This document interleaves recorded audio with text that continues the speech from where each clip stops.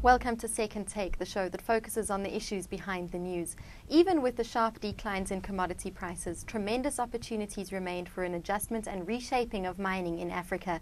Mining Weekly editor Martin Creamer attended the 2015 Mining Indaba and is here to tell us more. Welcome, Martin. Thanks, Shannon. Now, this year's Mining Indaba seemed to focus on Africa as the investment destination of choice, with the continent being likened to the 1884 California gold rush. Can you tell us about that? You know, that was incredible, where they said the vibe is so good. People are all going for a slice of the action in Africa. It's like, you know, the Africa rush is like the gold rush of 1848 in California. And then, you know, the Invest Africa head, Robert Ryhove, of course, who's from the Ryhove family here, he said, "You've seen nothing yet. There's going to be a tsunami of money coming down here. It's on the way." He said, "I bring people in to invest. I brought 14 in. Every single one of them invested." So he said, you know, obviously they do like the high 20% yield. They're prepared to take the risk because the perception of risk is going down and the perception of reward is going up. So all of a sudden you've got people coming in. They know that if you're in oil and gas, you can't go to Russia anymore because it's a no-go area. You can't go to the Middle East. It's too complex. Where do you come? To Africa, where you can probably, you know, get a good return on your investment, particularly with the oil price down. Tony Blair pitches up. You know, he starts saying, "Look, I'm an African optimist. I believe that it's going to happen. I do have my foundation doing work here.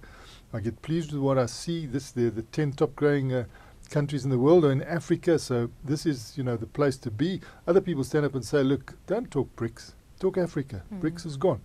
Others stand up and say, "Look, it used to have 30% democracy. Now we've got 60% democracy. So we're starting to get the governance underpin. And with that governance underpin, you know, we're more prepared to invest." World Bank stands up and says, "Look, don't forget the small people. When you come in here, let's do it properly. Let's do it together. Let's have a policy. Let us have it locked in. So if a mine needs water and electricity, and there are several mines, let's do it collectively. Get it together and make sure that the people in the area also get the electricity. Then we'll get a you know, entrepreneurial spin-off. And everybody now in Africa wants to be an entrepreneur. Gone are the ambitions to be a doctor and a lawyer and everything else. They want to be entrepreneurs.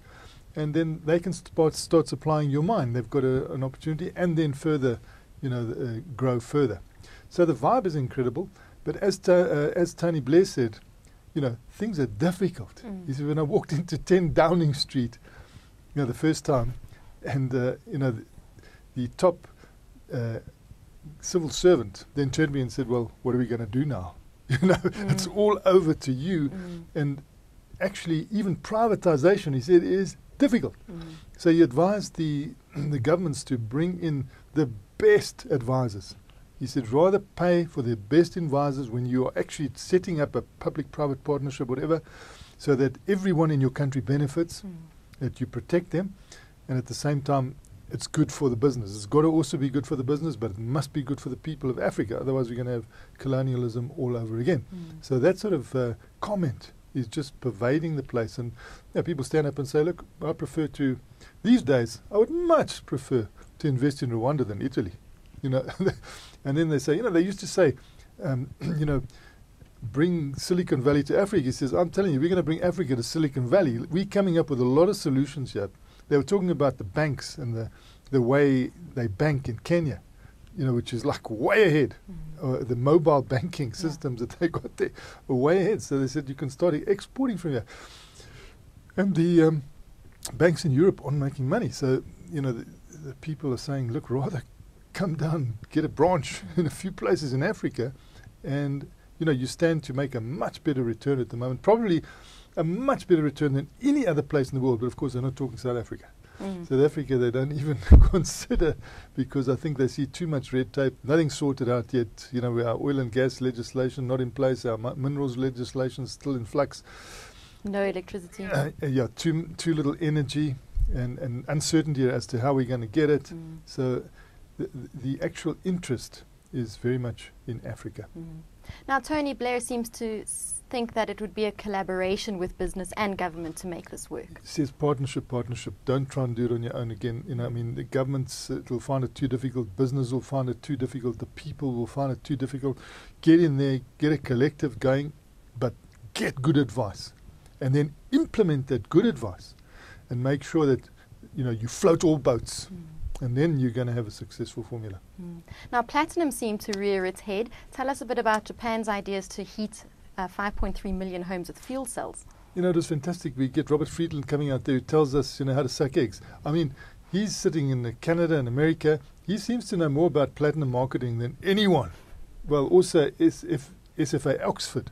But you don't have many South Africans pushing the marketing side, and I think the market is everything. And you can see how colossal this market could be.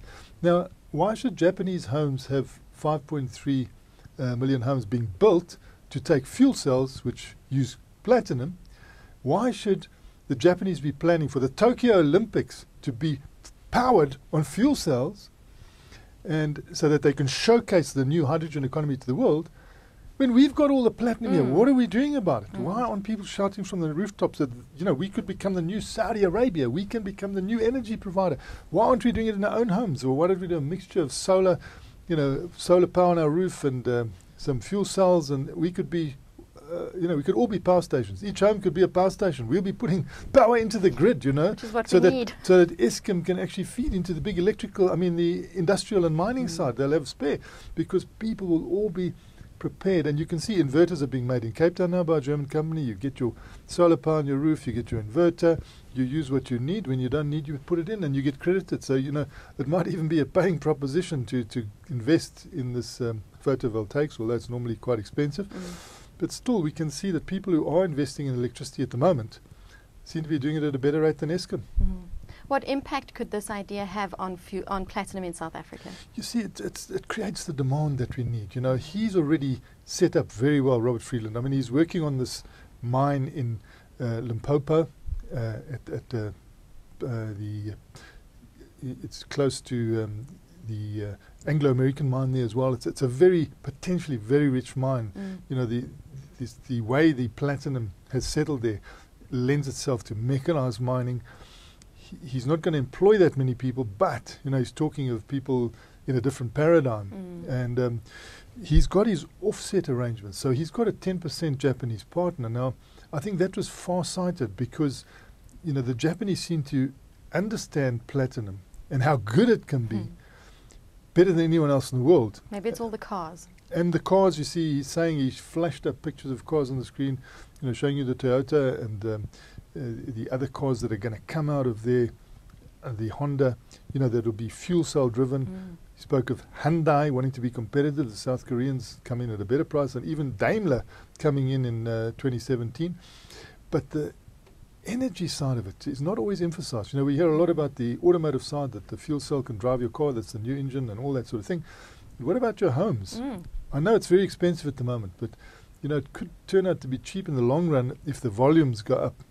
And it would be great to have something in your home that is a little power station that uses gas or uses available fuels, that maybe you have to set up some sort of structure, and the only emission is water. So why should the Japanese see fit to go for 5.3 million homes that they want built along this lines? I suppose they're haunted by Fukushima and nuclear and all that, so they really want to stride in a different direction. But they certainly see platinum as the answer, and with a fuel cell it's only platinum. And so that's wonderful for South Africa and wonderful for this region. Let's hope that the marketers are watching so they can do the right thing. Yes, I think that we have got a lot of marketing team down here, but I think that they need to talk more, they need to explain more.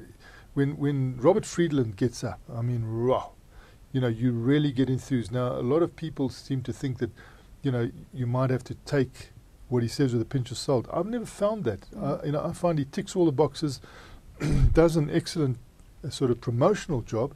He's even making films in Hollywood now, on copper and metals that are very important. He's got a copper operation going to go in DRC, and zinc. He's pushing zinc very hard, and flashed up a picture of his grandchild and said, how much zinc this guy's going to benefit from, because they've found that zinc is really needed in agriculture now to increase your food yield. So he really explains things well. Like the copper, he's saying it's just got to go all over in hospitals, because you can't have stainless steel there, particularly with this fear that antibiotics aren't doing the job that they used to do. You can't spread these germs. You've got to have copper. So again, I mean, he's talking his own book, but he's helping all the other copper miners as well. and he's giving us an insight that we don't normally get, which I find very valuable. Well, I'm happy to hear about the Afro-optimism for a change. Yeah, there's a lot of Afro-optimism. You know, they're talking about the help they get from the diaspora, and that the people who've left Africa now coming back, and all seeing opportunities because Africa's really got nothing. So, you know, you can actually start just floating very, very small boats to get things going, which is going to be interesting. I can see the investment bankers sort of understand it more than everyone else at this stage, and obviously, you know, looking for some sort of interest because they're not doing well in most parts of the world. But it's lucky for us, you know, as Robert Friedland said of Avno, you know, South Africa, you're very lucky to have this platinum. You're very lucky to have a mine like I've got. Yeah. I mean, he's talking about platinum ore bodies taller than the ceiling, you know, that is that's very flat, and he's got this 360-degree flexibility that he can work in. Mechanized, he says the heaviest thing my miners will pick up in underground is a pencil. So he's looking to have them, you know, highly educated and very productive, but helped by equipment. And he's saying, look, even those machines, technically we could automate them. You know, they could be Xbox driven or whatever. So heaven only knows, you know, where we're heading, because you do still want jobs for everybody. But I think it works like that. If you get a wealth center, you know, spewing out wealth in the area, the spin-off is huge, and then other people get employed in those services. Hopefully everybody gets employed, because that's the name of the game at the moment, jobs. And then we need like a 7% growth, and we're not anywhere near that. I see they're still talking 5% for 1919 in South Africa, and battling to actually convince everybody that they may hit that. So economic growth, jobs, that's what we need. Well, thank you very much, Martin. Great pleasure, Shannon. That's it for today. Join us again next week for more news analysis on South Africa's mining industry.